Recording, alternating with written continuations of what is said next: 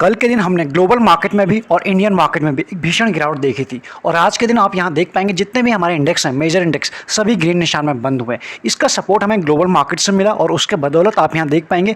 हम बात करें सेंसेक्स की, ग्रीन में है, 0.88% पॉजिटिव में रहा।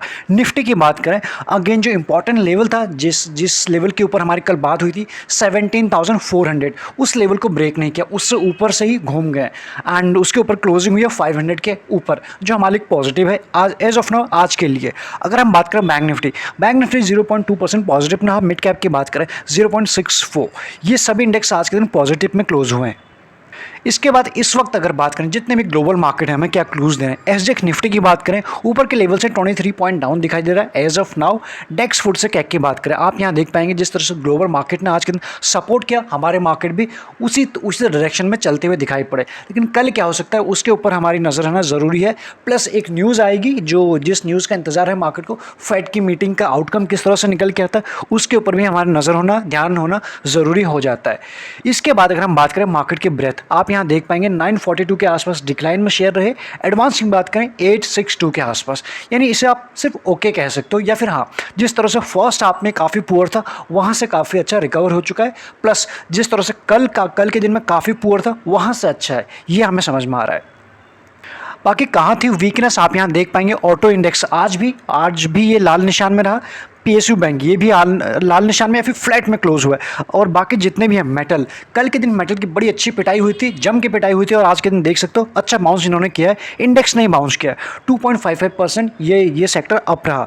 उसके बाद बात करें फार्मा में भी अच्छा बाउंस बैक आया, और आईटी में ये रहे कुछ टॉप गेनर इंडेक्स। उसके अलावा आप यहाँ देख सकते सबसे ज़्यादा कौन भागा, रियलिटी 3.57 से भी ऊपर ये अप रहा। और जितने भी हमें यहाँ दिखाई पड़ रहे सभी ग्रीन निशान में दिखाई पड़ रहा है। कल एक भी ग्रीन निशान में नहीं था और आज के दिन यहाँ एक भी लाल निशान में नहीं दिखाई पड़ रहा है। तो कुल मिला के आज के दिन सेकंड हाफ में मार्केट की ब्रेथ कुछ अच्छी हो गई थी।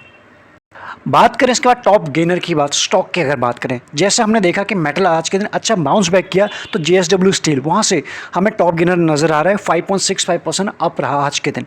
ओएनजीसी की बात करें 5% ये भी अप रहा। बजाज फाइनेंस 5%, इंडसइंड बैंक 4.5% के आसपास। टॉप गेनर ये रहे। टॉप लूजर की अगर हम बात करें, मारुति, बीपीसीएल, हीरो मोटो और बजाज ऑटो इंडेक्स चला नहीं है, तो यहाँ से हमें तीन प्लेयर हमें मिल गए ऑटो से, मारुति, हीरो एंड बजाज। तो ये रहे टॉप लूजर आज के। इसके बाद बात करें इंडिया विक्स के ऊपर, कल के दिन शार्प जिसमें जंप हुआ था एंड आज के दिन आप देख पाएंगे 5% से भी ऊपर कुछ कूल ऑफ हुआ है, जो मार्केट के लिए अच्छी बात हो जाती है। इसको थोड़ा और कूल ऑफ हो जाए, एज ऑफ नाउ भी कंफर्टेबल है, लेकिन 16 से और थोड़ा नीचे चले जाए तो थोड़ा ठीक हो जाएगा मार्केट के लिए। नेक्स्ट अगर हम बात करें निफ्टी के ऊपर, निफ्टी का वन डे का चार्ट लगा हुआ है। कल भी हमारी यही बात हुई थी, जो निफ्टी का जो अभी तक का ट्रेंड रहा है, ये जो ब्लैक लाइन को कभी नहीं छोड़ी, जो इसका निकल के आ रहा है 10 डे ईएमए, उसी के आसपास जब भी आता है वहाँ से रिवर्स हो जाता है, घूम जाता है। आज भी कुछ वैसा ही हुआ, जैसे उसके नीचे गया सीधा वहाँ से बाइंग आई, एक अच्छे लेवल के आसपास मार्केट आते हुए दिखा इन्वेस्टर को, ट्रेडर को, और वहाँ से आप ये देख सकते हो जो आज की कैंडल बनी है, एक हैमर कैंडल बनी है जिसे आप बुलिश कह सकते हो। ये तो आज बन गई। अब ये कितना सस्टेनेबल मूव रहेगा, एक्सपायरी हमारे सामने है, वो देखने वाली बात होगी कल के लिए। प्लस आज के दिन जो न्यूज़ है उस न्यूज़ को भी आने देते हैं फेड की तरफ से। एंड आफ्टर ऑल दिस, कि जो मॉर्निंग में कल के दिन हमें ग्लोबल मार्केट किस तरह से क्लूज दे रहे हैं, क्या ये सिर्फ एक दिन की शॉर्ट कवरिंग थी? एक दिन के बेसिस पे ना हम बोल सकते हैं इस लेवल की बात कर सकते हैं हम, ना एक दिन के कैंडल के बेसिस पे ना हम इस लेवल की बात कर सकते हैं। इसलिए एक कैंडल हमें कुछ भी चीज़ नहीं बताती, थोड़ा सा आइडिया दे सकते हैं। इसलिए एज ऑफ नाउ तो कल 2 दिन की जो गिरावट थी, क्या हम ये बोल दें यहाँ से पूरा ट्रेंड वापस से रिवर्स हो जाएगा? इसके लिए हमें कल का वेट करना पड़ेगा। यहाँ पे एक और कैंडल बननी होगी, किस तरह से बनती है, किस तरह से उसका ओपन एंड क्लोज होता है, वो सारी चीज़ें देखनी पड़ेंगी। ऑप्शन चेंज के हिसाब से बनता है, बट हाँ, यहाँ पे थोड़ा सा कॉशियस रहने की ज़रूरत है। छोटे छोटे प्रॉफिट बुक करने की भी ज़रूरत है टाइम अगेन, अगर आपको प्रॉफिट हो रहा है तो। अननेसेसरी रिस्क लेने का टाइम एज ऑफ नाउ दिखाई नहीं पड़ रहा है।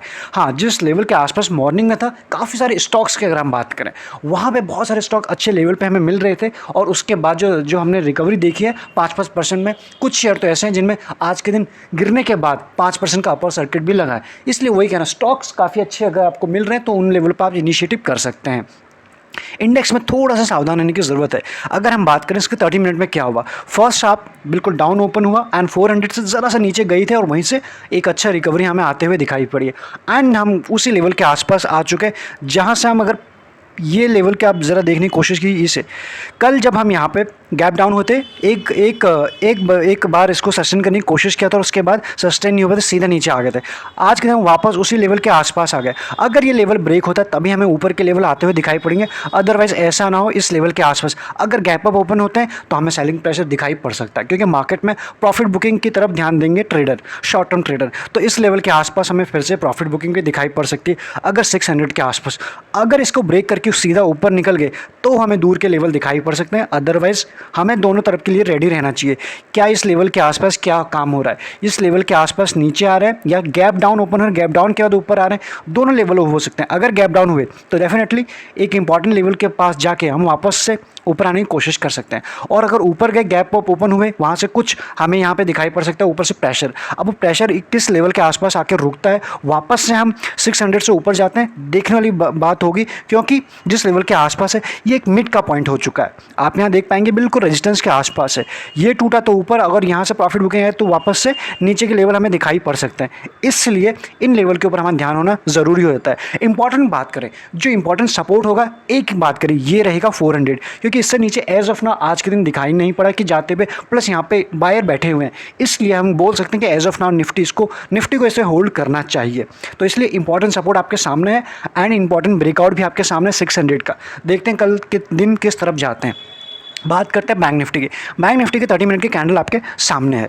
इसमें क्या हुआ आप यहाँ, इसमें आप यहाँ देख सकते हो फर्स्ट आप में इसमें भी कुछ वैसे ही था। कल के दिन जो हमारी बात हुई थी, अगर 37 ब्रेक होगा, क्योंकि 37,000 एक इंपॉर्टेंट सपोर्ट था, अगर वो ब्रेक होता तो सीधा 36,900 का पहला सपोर्ट था, वो भी ब्रेक हुआ और उसके बाद सीधा आप देख सकते हो 6,500 तक हम आ गए थे। वहाँ से कुछ रिकवरी तो आई है, यानी डे जो मॉर्निंग में जो फर्स्ट कैंडल बनती है उसके हाई तक आ चुके हैं, ये पूरा रिकवर हो चुका है आज के दिन। इसलिए हमें कैंडल बनते हुए दिखाई पड़ी, एक बुलिश टाइप की कैंडल बनते हुए दिखाई पड़ी है। वापस से हम उसी लेवल के आसपास आ चुके हैं, एक रेजिस्टेंस के आसपास। वापस कल क्या हम गैप डाउन ओपन होते हैं, ग्लोबल मार्केट वीक ओपन होते हैं या फिर अच्छा हमें ओपन होता हुआ दिखाई पड़ता है, ये उसी हमारा मार्केट भी उसी डायरेक्शन में जाता हुआ हमें दिखाई पड़ेगा। बैंक निफ्टी की जो क्लोजिंग हुई 37,300 के आसपास हुई है। यहाँ से अगर वो एक रेजिस्टेंस लेने की कोशिश करें, आप यहाँ देख पाएंगे जो इंपॉर्टेंट सपोर्ट हमें दिख रहा है 37,500 के आसपास का एक इंपॉर्टेंट सपोर्ट दिख रहा है।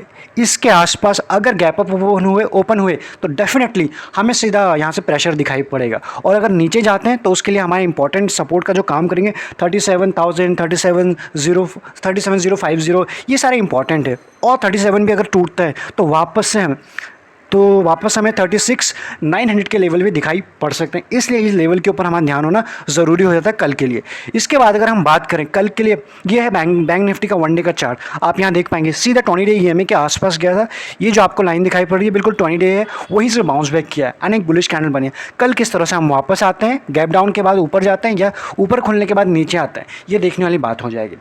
इसके बाद बात करते हैं जो शेयर हमारे फोकस पर होने कल के लिए या फिर आने वाले 1-2 दिन के लिए, क्योंकि जिस हिसाब से ये एक पैटर्न बना रहे हैं यहाँ पे, एक बॉक्स के अंदर ये शेयर बिल्कुल ट्रेड कर, एक सेकेंड बॉक्स के अंदर ट्रेड कर रहा है शेयर बिल्कुल। तो इसलिए कुछ इस तरह का बॉक्स है इसका, ये जब भी इस बॉक्स को ब्रेक करेगा एक अच्छा अपमूव आने की यहाँ से जो एक्सपेक्टेशन बनी हुई है। अब ये बॉक्स को कल ब्रेक करता है या फिर 1-2 दिन में, लेकिन यहाँ से एक अच्छा अपमूव आने की एक्सपेक्टेशन बनी हुई है, इसलिए शेयर हमारे प्राइम फोकस पे होना चाहिए। जितनी मैक्सिमम चीज़ें थी हमने कवर करने की कोशिश की, बाकी सारी डिटेल आपको मिल जाएंगी डिस्क्रिप्शन में, और एक्स्ट्रा लर्निंग के लिए आप ज्वाइन बटन भी कंसीडर कर सकते हैं, वो आपको चैनल पर मिल जाएगा। इस वीडियो में इतना ही। रेगुलर अपडेट के लिए आप चैनल को सब्सक्राइब कर सकते हैं। Thank you so much.